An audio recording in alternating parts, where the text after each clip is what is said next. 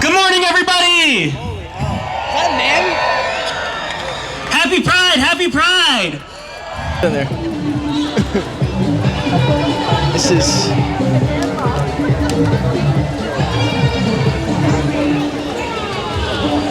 Okay, cool. I'm at a loss for words.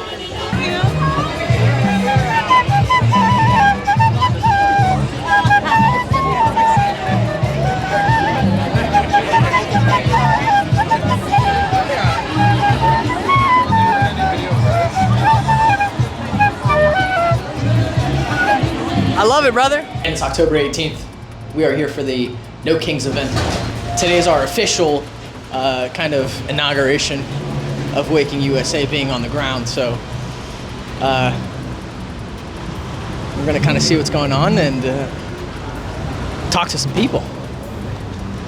It's out here. We're in the City Hall. So this is happening at City Hall in Orlando. We got the cops out here. There's bicycle cops everywhere. There's people pulling in, parking all over the place. That parking garage that we were just at was pretty stuck, but I don't think you get a good shot there. Hi, hello. Some friendly people so far, which is really good. First time at an event, so I've never experienced something like this. We got the police posted up everywhere. Everywhere. I don't think I've actually seen a bike cop in person. Holy hell. Eric Cartman over here. Oh God. Is this the state of America? Just go get in there, Juice. This is wild. This is wild. Come this way. Just wave signs. We have to build real sustainable community. People because she didn't know anyone. Is there anyone here feeling like that right now? That you don't know anyone, you feel alone in a sea of people? Let me get that. We got a lot of different mixed answers. A lot of you are already part of community, and that's awesome. And some of you are here alone, but you do not have to be. Come, join our community, get to know us. We have the most chill environment to do that, where you don't have to be politically correct all the time. We have patience with people. We're not going to cancel you just because you don't know everything. We are here to build a broad movement for all of us. So here are our values. Through radical love and community building, we're here to bring people from all walks of life and beliefs together to save freedom and democracy. We must stand up to a fascist dictatorship. There is nothing more important than stopping fascism, because fascism is going to stop us all. A quote by Fred Hampton. Through radical law, we must strengthen our determination, self-confidence, and resistance skills, and build up the social ties and mutual aid networks that keep our community safe and healthy, centering the immediate needs of the most directly impacted. Through community building, we must create a powerful, non-violent resistance force for liberation and implement it with discipline and courageous action, targeting pillars of power that uphold the dictatorship. By using violent means, we lose the ability to get the pillar of power that is the military to defect and crumble under the dictatorship. Fascist dictators are equipped to apply violence overwhelmingly, and that violence becomes easier to justify against armed resistance. The more cruel a dictator is in the face of radical love and community building, the greater the tension and the stronger our resistance becomes. Right now our government is shut down. Military without pay, children without food, essential government programs limited, hospitals at risk of closure, among so many more issues. Shame. And it's all because they want to focus on making billionaires richer. On stripping trans people of our rights. On cutting credits to make healthcare unaffordable for millions. What's your name? My name is Jefferson. Ryan, nice to meet you, man. Nice to meet you. What brings you out to No Kings today? This is like the 6th time I've had to band together with my brothers and sisters to save democracy in the past, 12 years? Okay. Since 2016. Sweet, brother. And I plan on doing it until things are resolved, until all of our rights are restored, and people are adhering to the Constitution. Sweet, brother. I like that. So what do you think nowadays is like the most pressing issue? What do you think brought most people out here today, including yourself? I believe it's the corruption. I mean, you look at all the signs, and they all go back to corruption. There's so much corruption in government. It started with Citizens United, and when we made it so that corporations are people, and that giving money to a candidate is free speech, that's when we started the downward slide, and here we are today. We need to get money out of government. We need to get money out of our elections. We need to restore the rights of the people. I respect that, brother. That's awesome. Naturally, September 10th has been over a month at this point. Charlie Kirk just got assassinated for speaking on campus, speaking his mind, preaching the gospel, and telling people that they're wrong, essentially. Freedom of speech. What do you think about just the whole Charlie Kirk situation? I had never really heard of Charlie Kirk before. Okay. And some of the things that I've seen that he said seem to be rather inflammatory. So, as they say, you live by the sword, die by the sword. I think it's unfortunate that there's political violence, but political violence has been part of the United States history since the very beginning. The entire establishment of the American way was established with violence over our British overlords, and so many people have been assassinated throughout time. I want to get you. So what do you what do you take of the Charlie Kirk situation? Do you think that was like a direct attack on free speech and Christianity, or what do you think of it? I'm not totally do you think convinced. it was an attack on MAGA? Do you think it was an attack on Trump? What do you think that was? I'm not totally convinced it happened the way that the media and particularly the FBI are saying it is. Okay, so you think we're being lied to on just the whole story? Oh, definitely. The FBI lies so easily now. I mean, you've even seen them lying in front of Congress. So. Right, I can agree with that. Yeah. For sure. So, just talking with people and just kind of seeing the protests. I know this is kind of like an amalgamation of stuff. I'm hearing anti-fascism, anti-Trump, right. Pro-choice kind of stuff, LGBTQ rights. Is that like all of what you stand for, or are we just specifically out here for the corruption and we need to get our government back? Well, yeah, it's not necessarily being against anything. It's about promoting the lifestyle and the world that we want to live in the future. Correct. All right, so I'll ask you this. The world in which you want to live in, should men be allowed in women's restrooms? If a person identifies as a woman, they should be allowed in the restroom. Okay. So what classifies that though? What do I have to do to become a woman to then allow me to go into a woman's restroom? What makes that okay? At what point? It's not a simple switch. Becoming trans is a decision that takes months and years to reconcile, and there's a whole path along the way. I have many trans friends, and some of my trans friends you would not want to see in the bathroom that was not associated with their chosen gender. Sure. Yeah, so, I don't think I want to see anyone in my bathroom that isn't their gender. Yeah. So, the reason I bring that up, because it's just a slippery slope, right? Like if tomorrow I decide that, I want to be a woman and I cut my genitals off and I shave my face and I start walking into a woman's restroom tomorrow, just because I started taking, estrogen and all of that, am I now allowed the next day to go into a woman's restroom? Does that make you comfortable for me to go into the room where, your wife or daughter is? Yeah. Knowing that I'm a man today, but tomorrow I made that decision. Yeah, no, that's okay. That's fine with me. Okay. Everybody should be who they want to be. Everybody has a right to manifest their own reality. Interesting. Okay. So I respect it, brother. Thank you. Thank you. What's your name again? Jefferson. Jefferson. And God bless. Thanks. Stay cool. You too, man. It's hot. What the fuck? So you heard it here, ladies and gentlemen. We are okay if any man decides that he wants to be a woman tomorrow. Perfectly okay for him to go into a woman's restroom. That's asinine. I hope you know that. Try grabbing this pussy. That's great. Sir, can I speak with you? Excuse me, yeah, sure. What's your name? Carl. Carl, nice to meet you, man. Ryan. Hello, Ryan. How you doing, brother? Good. What brings you out here today? Well, I'm out here for my grandchildren Okay. because I don't want to leave them what I've enjoyed. You know, I don't want them to leave what I'm saying is I don't want fascism to be there for them. I want that to end. Right. I want to change where we're at right now.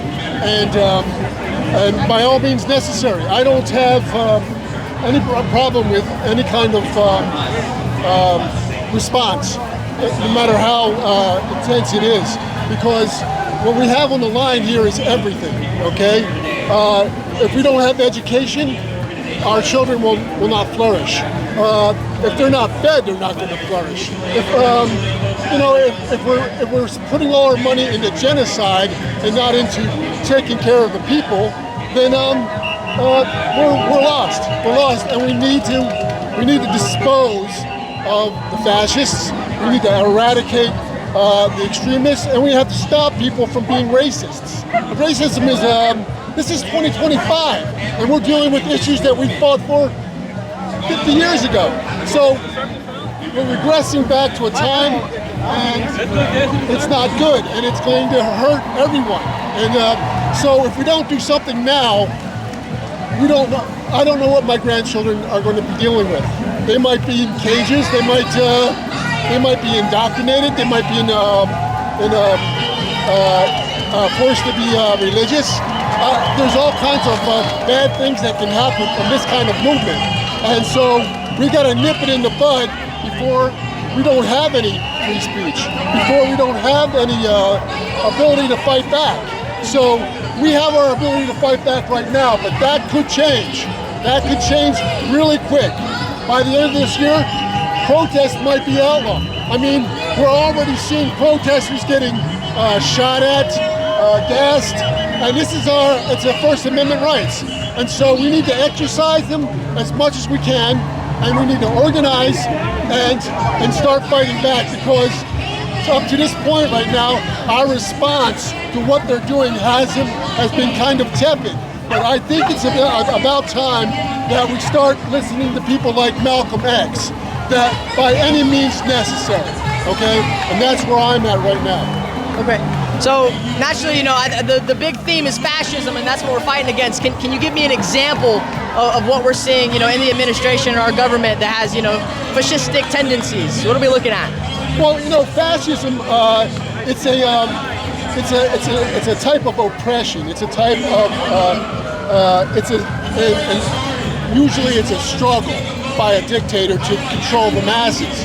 And so what they do is they attack labor, they attack education, and healthcare is what I don't get. Why wouldn't you want your people to have healthcare? But you can see it at every level in government. There are movements against books, banning books. That's part of fascism. Stopping information, controlling the media. That's part of fascism. Everything that steps on the Constitution, everything that steps on free speech, you can probably categorize that into a fascism, okay? So you don't have to look too far. You can find it in Florida, you can find it nationally. There are movements against free speech, there are movements against education, and there are movements against freedom of the press. Our fourth estate is now owned by corporations. That's why things like this don't get broadcast. That's why Gaza doesn't get the coverage that it should get. So, if you want examples of fascism, it's all around us right now, okay? And we're not feeling it yet. Some people aren't feeling it yet, but I can see it. All these people can see it. We're trying to get in front of it. We need to get in front of the movement of fascism, okay? And Donald Trump, I don't even know if he's in his right mind. I've seen him. He has problems with his speech. He's incoherent.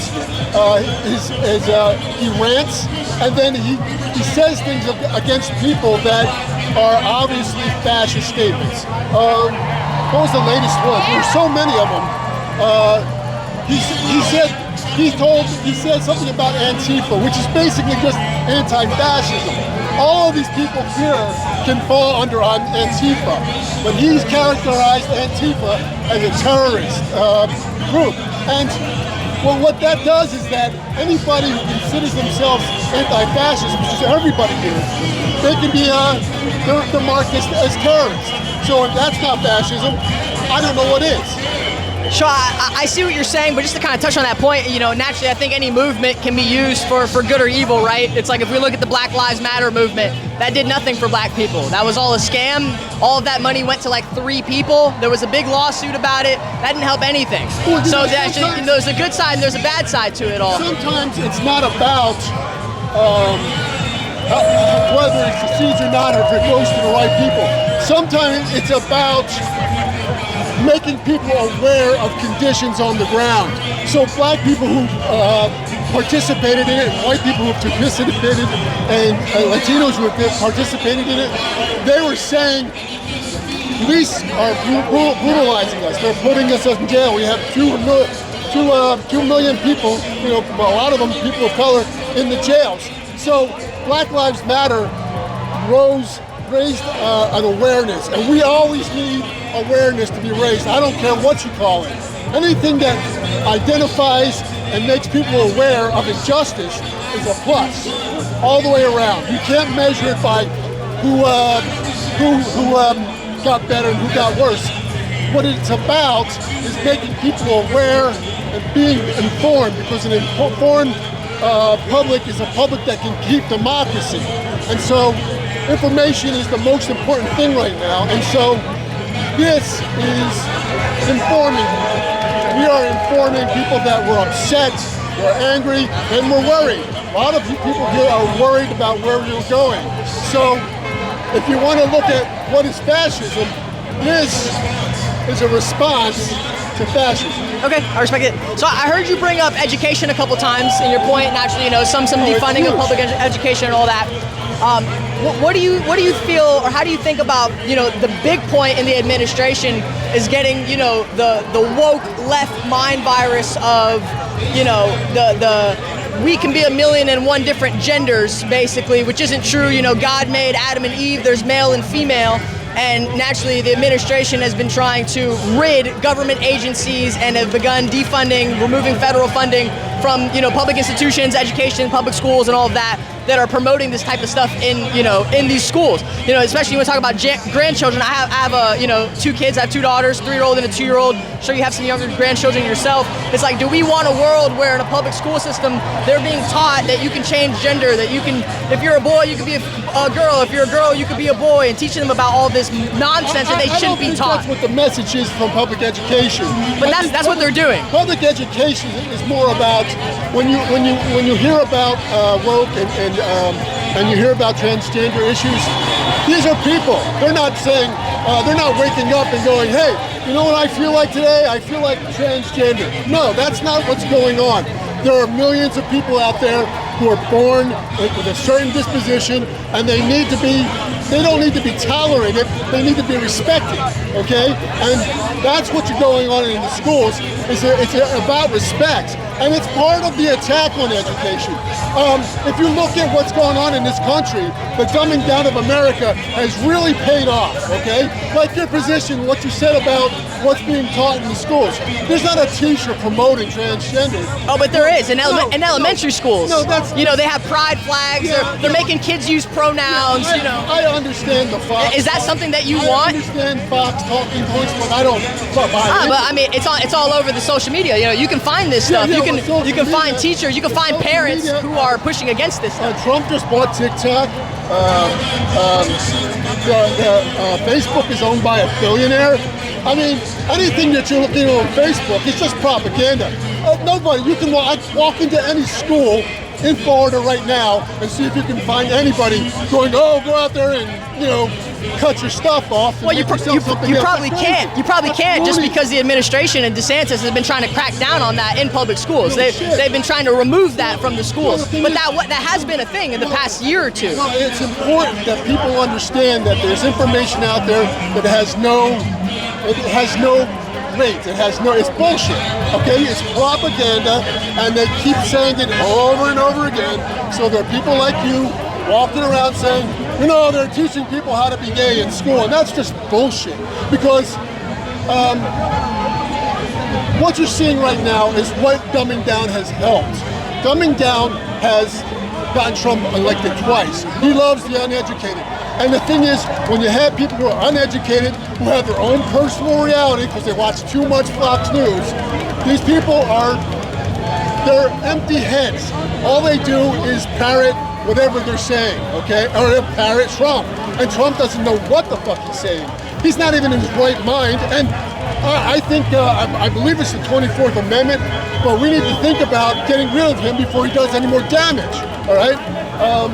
Because the damage he's doing now, it's gonna take us years to fix. It's gonna take years to fix. We've got people at every government level in government who've been infiltrated and removed. He's removed people, his opposition. And so the opposition were people who knew what they were doing. When he attacked certain federal agencies, these people are professionals. They've been doing it for years, okay? Now they're fired. And now people who are there don't know what the fuck they're doing, and things are going south in whatever you want to talk about. Agriculture, you want to talk about the FDA, you want to talk about labor. If you report the labor statistics in this country, you'll get fired. You'll get fired. If that's not fascism, I don't know what the fuck is. You know what I mean? respect it. So I'll leave you just with one more. You know, how do you think, or in simplest, do you think that American taxpayer funds should go towards abortions?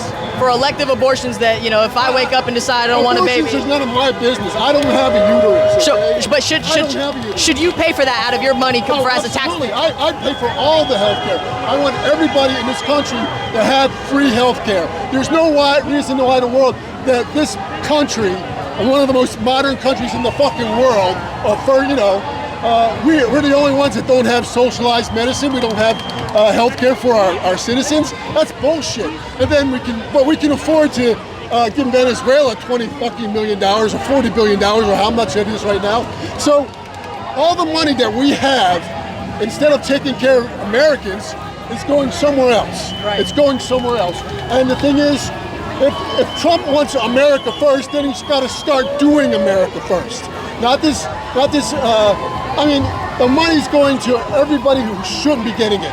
In fact, the tax cut that he gave for the billionaires, that's wrecking us. It's wrecking us, and it's caused more disparity economically, and that's another reason why people out here is because it's harder to survive out here. And that I think the Trump administration thinks if we're all desperate and we're all worried about our paychecks or we're all worried about feeding ourselves, then we can't come out to these things. We can't afford to be out here, okay? So I think what he's trying to do is stop Americans' voice, trying to crush that voice. And that is fascism, my friend. All right, brother. I appreciate you. Thank you for your time. Have a good rest of your day. God bless, all right? Thank you. Well, that was good. I'm not sure I quite agree with the sentiment. Ultimately, I think we are getting fucked from every angle, up, down, left, right, front, center. And there's a lot of corruption. Our money is going in a lot of different places, but I don't think people should just be free to do whatever they do. And I think he should probably wake up a little bit more to see what's actually going on, because they are teaching nonsense in schools and they are teaching us bullshit. So I think we need to speak out against that and open our eyeballs a little bit more. But let's talk to some more people. Talk to this guy. How you doing, sir? How are you, sir? I'm living the dream. What's your name? I'm Franklin Perez. Ryan. Nice to meet you, brother. Nice to meet you, sir. I saw your sign on the other side. It was Free Palestine. Yes, sir. All right. What do you think about the whole peace deal that's going on right now? What do you think about it? I don't know. Given the long history of so-called peace deals by the Israeli apartheid regime and the Palestinian resistance groups, I don't see much hope in it. Okay. The problem here is that the framing most of the time has been incorrect here. What you have here is essentially a an apartheid state, a Jewish supremacist apartheid state that has been committing ethnic cleansing, human rights abuses, and now genocide against Palestinians for 77 plus years, as reported by reputable human rights organizations like B'Tselem, Human Rights Watch, and Amnesty International. And the other issue is the so-called claim of self-defense. The refrain that Israel has a right to self-defense is a red herring. Because you need to ask the real question: does Israel have the right to use force to maintain an illegal occupation and apartheid state that commits ethnic cleansing, human rights abuses, and now genocide against Palestinians for 77 plus years? And the clear answer is no. Under international law, Israel has no right of self-defense because they are the oppressor and occupier, while Palestinians do have the right to physically resist and defend themselves against their oppressor and occupier, the Israeli apartheid regime. You can read the reports there from all those three reputable human rights organizations alone. And I mean, and Amnesty International, they took 1 full year to write a report. They waited 1 year after October of 2023 to conclude that what the Israeli apartheid regime has been doing and has done in Gaza is a genocide. I agree. You know? I agree. So I think it's safe to say that we might be able to both agree that, you know, one, that this is a big issue mostly of just Jewish Zionism. Like, this is a huge Zionistic issue. It's a Zionist. Zionism is essentially a settler colonial project, similar to what happened here to Native Americans. The only thing is, the ethnic cleansing and a lot of the genocide has already been done here over a process of around 110 years. And they eventually gave Native Americans the right to be U.S. citizens and vote, I think sometime in 1920. I think it was the Indian citizens. They got a whole bunch of protections nowadays. You know, but, you know, and you still have issues, like you'll have the federal government supposedly, and you've got like 500 plus treaties, I forgot the exact number, that the U.S. government has done with Native American tribes, and they've broken them all the time. You know, whenever they find it convenient, the powers that be, they'll go into Native American land, either do a pipeline or take their minerals. That's not the way it's supposed to work. You're supposed to give them a huge degree of autonomy, and if they happen to find some useful minerals like oil, gas, or even uranium, that's up to the Native American tribe to then maybe set up a state capitalist enterprise and develop it, and then they can profit from it, rather than just taking it. Well, that's America. You know? Do you think that just as America and the whole war that we've kind of been dragged into, since we're mostly controlled by Israel, do you think that we've gone too far, that we shouldn't even be part of this in the capacity that we are? We need to, you know, the U.S. needs to basically stop supporting Israel. They need to stop supporting it politically, monetarily, and militarily. All three, you know, and, you know, the bottom line is you can't have a two-state solution now, because you've got Zionist-only occupier settlements throughout the West Bank. You got Gaza, that's essentially, it's a concentration camp. They've been calling it an open-air prison, but an open-air prison is a misnomer, because a prison is where you put criminals. The reason they're penned in is because they're Palestinians, or descendants of Palestinians that suffered ethnic cleansing back in 47, 48. And so the only fair solution at this point to the Israel-Palestine conflict, or more appropriately, the occupation of Palestine, is to move now towards a one-state solution, where everyone, Jew and Palestinian, has equal rights from the Jordan River to the Mediterranean Sea. You know, that's the only solution right now. And some form of reparation, and to let Palestinians go in there. And I will say this: there's a lot of people that are Zionist Jews in particular. They go to Israel because they're going to have the ethnic advantage. They're going to be able to maybe do a settlement out in the West Bank from a Palestinian that got ethnically cleansed. So they'll have the ethno advantage. But my guess is that once you move towards a one-state solution where everyone, Jew and Palestinian, has equal rights, my guess, and it's not much me saying it, Elon Poppy, who's an Israeli Jew that wrote the famous book, The Ethnic Cleansing of Palestine, he concludes that a lot of them are just going to leave, because a lot of Israeli Jews also have second passports. Sorry. You're good, brother. So they're likely going to leave. They're just likely going to leave. So you're likely going to have a Palestinian ethnic majority there if it does go to a one-state solution. Interesting. I don't think that'll happen. I think the Jewish control and Zionist movement is too strong and has too much backing that eventually it's just not gonna. Well, I hope they enjoy the constant resistance because they have a right to resist. Now, interestingly, Hamas has done war crimes and they have done human rights violations. And in fact, when the Hague or the ICC, when they issued arrest warrants, they issued 4 arrest warrants. 2 on the Israeli Jew leaders, the ones that made explicit genocidal statements. Netanyahu that said that they should all I forgot the exact wording, but they should all kill. He referenced a biblical passage referring to the Palestinians as Amalekites that must all be killed. And then the other one, I forgot the guy's name, Yoav Galant, I believe, who's a war criminal and who's one of the arrest warrants. He said that he referred to Palestinians in the Gaza concentration camp as human animals. And then you had 2 other people from Hamas that were also charged. Now that's appropriate because unfortunately in these conflicts, both the oppressor does severe human rights violations, but then the oppressed, they dish out what they've been receiving for years. And so, unfortunately, they need to be put on trial as well. But if you're going to administer punishment, and they did, they had 2 arrest warrants for Hamas. The problem is that the Israeli apartheid regime went in there and bombed them. So the Israeli apartheid regime killed those 2 Hamas people that were supposed to be arrested, and by the International Criminal Court. So, they took care of business, and they don't care. I mean, they were in the middle of peace talks, and what? They bombed a facility there in Qatar that was the headquarters of Hamas while they're trying to negotiate a peace deal. Right.